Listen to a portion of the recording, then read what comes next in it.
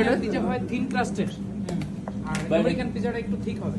ঠিক প্লাস কিছুটা এই পপকর্ন দেখেন এদিকে, প্লাস আপনার চিজের পরিমাণটা একটু রিচ হয় আমেরিকান পিজাতে, এবং গার্নিশের পরিমাণটা অনেক বেশি হয়। বাট ইতালিয়ানটা হলো একদম সিম্পল প্লেন।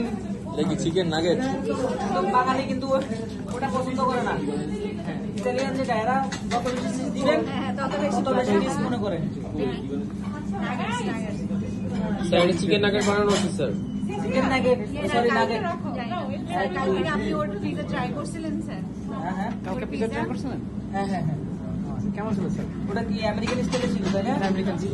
আমেরিকান আসলে কি আমি পিজাটা এই একই ইডিয়া করতেছি এই তো, নাগেট এগুলা কি ইয়া করেন? আচ্ছা আরেকটা, হ্যাঁ বলেন।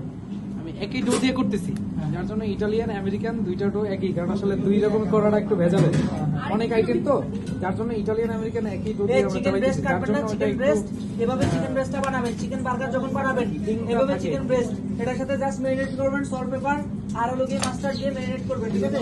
ম্যারিনেট করা শেষে এটার সাথে পেরি পেরি সস দিতে পারেন। পেরি পেরি সস দিয়ে এই বার্গারটা বানালে খুবই টেস্ট হয়। Good afternoon sir. আপনারা দেখে আমরা স্যার আরো উজ্জীবিত হয়ে গেছি। এটা একটু নিচে রাখো, নিচে রাখো। কি রিপোর্টার আসছে?